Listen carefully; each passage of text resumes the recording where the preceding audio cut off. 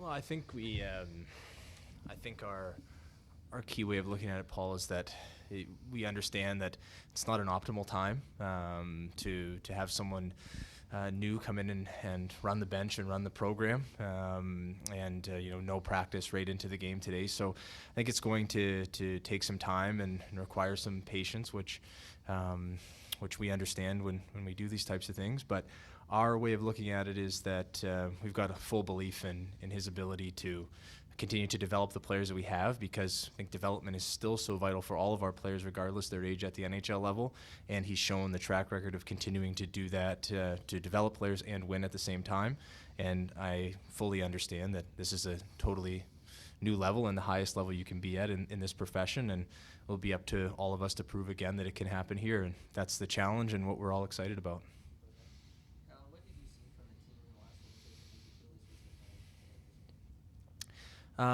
was I think just we thought we showed signs even during this stretch of playing really, really well, in long time frames in games that we ended up losing, Mark.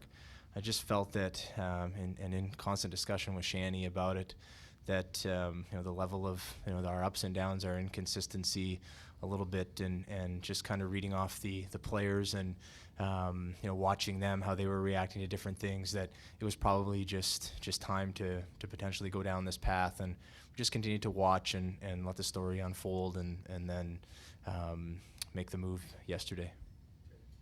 Brendan, being a former player, you'd know when a coach loses the room, and whether that actually happens or not. I don't know. I've never been inside an NHL dressing room, but did you see that happening here?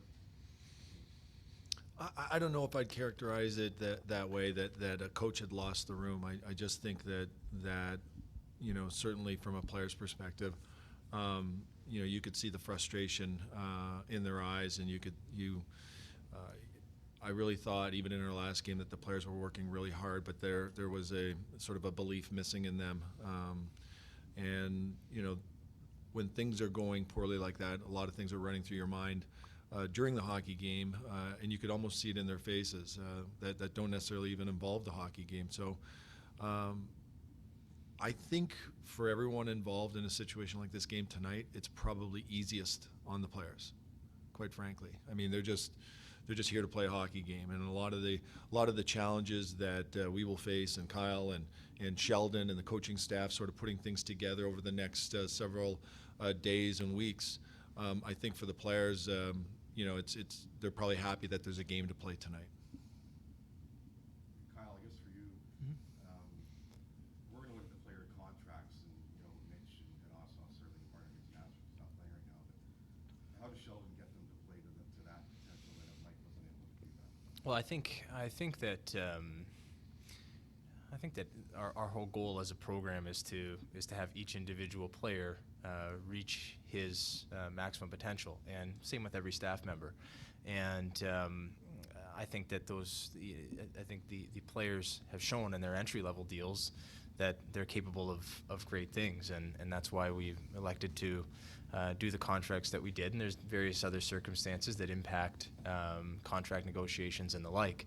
But just in why I believe Sheldon can get the most out of them, Terry, I think regardless of what the players are being paid, I think that I've watched Sheldon now in two different spots we've worked together, and his ability to absolutely maximize the capabilities of each player and help them find their best. I think Mike also did a great job of that here to certain extents as well. And it just at times when these different things happen, there's no easy way to talk about it or put it, but you're hopeful that Sheldon can take them to a new level and a different level, and that's what we're looking forward to getting to work on today and rolling from there. Brendan, you talked yesterday about how there's a lot of defensive miscues on this team. I mean, what gives you the idea that that's coaching and not a personnel issue? Well, as I also said, I believe in the group of players that we have. I think it's a combination of the two, obviously. You can't just put all the blame on one person or just the players. It is definitely a combination and a collaboration. And so when you look around the NHL and you look at some of the teams that are playing a little bit better in their own end and better through the neutral zone, and even, quite frankly, some of your posture in the offensive zone is going to lead to strong defense. And when I say strong defense, I mean get the puck back. So when you look at the personnel around the entire NHL, there are a lot of teams with players that I think that we stack up very well against that are doing it better than we are. So that's the challenge for the group now. And so I don't think it's any one person to point the blame at, coach or player. So I think that that's the challenge for Sheldon, our entire coaching staff, and our players to have better communication and get this sorted out. And I believe they will. Kyle, was there any one tipping point for you in the last week or so that ultimately pushed this to where you felt it had to happen? No, it's something, CJ, like Shanny and I talk every day, most of the day. Sometimes he probably wishes to have put me on mute a little bit, but just about the way things are going with the team as a whole, like with our front office and with our scouting department, with our coaching staff, with our players. And, obviously I think even before we got into, before the team lost against Philadelphia, which sort of started us down this path, you have discussions about the way that the team is playing and the way that the team is operating and what's the best path ahead. So I can't point to any one specific thing. I think everyone wants that. They want one loss or one moment in a game that sort of pushed you over the edge. But in my experience, brief experience here and before, there's never really one thing that just and I don't think either one of us are that style of people where we get frantic about one thing that happened and decide that it's time. So I think it was just an accumulation of watching the group continue to play and evolve on and off the ice that led us to that point yesterday. Kyle, you have obviously the relationship with Sheldon Yeah. back years. Mm-hmm. You didn't have that with Mike. How much can that relationship with Sheldon now going forward? There's a perception on our side that there was friction with Mike. Mm-hmm. Address that or not, but with Sheldon going forward now, how can that be a positive where you might not have had that before? Yeah, I think I'm disappointed in myself, Terry, that I wasn't able to, in going into it and coming into the job and knowing Mike was the coach, you certainly want everything to work out. And going through last season, going through the off season, that was always my intention. I tried to do as best I could with that, and I'm disappointed in myself and only myself that it didn't work out. That we couldn't become simpatico on every single topic. And I don't think you ever want to, and Sheldon and I have, in our past working together, have had some of the biggest disagreements and arguments I've ever had with anybody working with. But in the end, I think we are largely philosophically and in terms of style of play, we're always been aligned and on the same page. And we've gone through, I know it's a lower level, but we've gone through a change like this in season in Sault Ste. Marie. So that made it a little bit easier, and it's not optimal by any stretch, but we've had to do this before. This is obviously going to be a much bigger test, and that really falls on me and nobody else. Kyle, assuming you surveyed the locker room or the dressing room in the lead up to this, what were you hearing from players about what was wrong with this situation? I think it's probably a better question for the players to answer rather than me to speak for them, Dave. But we have different, we've had a few times where you have the leadership group in and meet with them, and they never once to put any blame on the coaching staff, and they were always looking inward. As I said, a lot of the blame should go to me for the way that it's happened and the way that it's gone, and there's no excuses in my mind for that. But I think, and just speaking to the players yesterday and a little bit this morning, I think they're excited. It's a fresh challenge, and I think they also view it that it's their time to also step up and to help move this thing ahead, and we'll try to do everything we can to enable them to do exactly that. Brendan, obviously Kyle's building the team here, speed, skill, maybe not so much the traditional kind of toughness that we've seen in the past NHL. What do you like about the way he's put this group together? Well, I want to make it really clear that we're aligned. And this is how I see a team should be built as well. And I think sometimes people want to too simplistically put us in one box and, as speed and skill and toughness and grit in an entirely different box. We want to also be tough. We want to be gritty. I think that our interpretation of toughness and grittiness might be different from someone who played in the 70s and 80s or coached then. It's to me, some of the players, if you even look at Ryan O'Reilly, who won the Conn Smythe Trophy and had an exceptional playoffs, I see him as a guy that is tough and gritty, but I think he had 4 penalty minutes in the playoffs. So I think the definition and how we define that to our players about winning battles and being mentally tough, making a mistake and not becoming weak or small because of it. So we're aligned in how we want to build this team, and I think that certainly that's something that was important to me, and I think that's something that we're trying to achieve right now as well, and we're hopeful we've improved on that.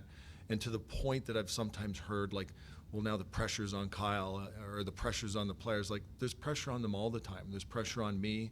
There was pressure on us last year. There'll be pressure on us in subsequent years. That's part of the job. I don't see this or view this decision by Kyle and the team as a situation where, you know, traditionalists might say, well, you've spent your bullet. That's not how I view it. I can tell you that's not how our ownership views it. We're in this together. We're making moves and we're evolving as we see we have to do. You don't set out with an idea or a plan and not evolve or make shifts throughout that plan. So I think that what we're doing right now is just basically an evolution to try and get the most out of the team. But I can tell you that as far as the kinds of players we're attracted to and the way we want to play, we're not doing it right now, but our goals are one and the same. Two more questions. Kyle, was John Tavares' absence yesterday related to the coaching change at all? No, it was a personal matter, and we felt, you know, even in knowing that what was coming, it was important for him to tend to that personal matter, and it's a private matter for him, but it had nothing to do with the coaching change. No. I just asked because it was out there, people were wondering. And then, can you share what you told us, or what you told the players yesterday, so that you can address that? Yeah, what I told them was that, you know,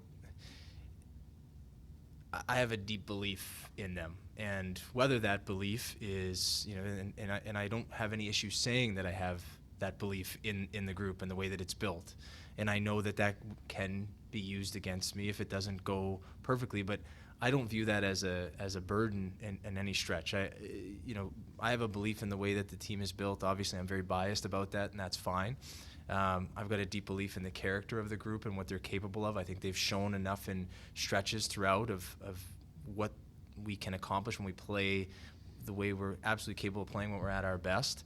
And what I really asked from them was that this is not an easy time. It's not a perfect time to make a coaching change. We're going to have a pregame skate, a meeting today. We're going to play a game tonight, and we're on the road for a long stretch here. And what I asked from them was just solely their increased focus, concentration, work ethic, and the ability to be a little bit uncomfortable, because we're going to go through some changes stylistically and with our systems, and it may not look great at times, it may not feel great at times, but in the long run, it's to get the group to play the way that it's absolutely designed to play. And that's really all that we ask from the players. Our goal remains the same. It's to maximize the capability of each individual player, and then as a management group and coaching group to bring that together to maximize the collective ability of the program. And that was really what I shared with the players. We talked about the way that we want to play and everything like that as well, but it was a good discussion, and I'm happy we were able to have it. It's unfortunate, of course, but I think we're all looking forward now to just getting rolling here tonight. Kyle, I know you talked about patience with the new coach and everything. Yeah. I know that would be ideal, but given the circumstances and just the pressure of the job, how do you manage those expectations? How do you kind of measure success in the near and long term to kind of, you know, just manage expectations? So I'll answer the part about pressure. I don't. I mean, to me, working in Toronto and being in this position, a lot of people say, you know, there's a lot of pressure, there's a lot of media. I think that's one of the great honors of having this job here. I wouldn't want it any other way. People care deeply about the team in Toronto. There's a lot of great people in the media. They have the absolute right to give their take on every situation. If they agree with us, if they disagree with us, it's all part of what makes, I think, working and playing in Toronto great. You can't go anywhere in Toronto without people caring deeply about the team. And I read the greatest quote this morning on the way here is that you can look at it as a burden or you can look at it as a trampoline, and you can let the amount of care and passion for the team fire you forward.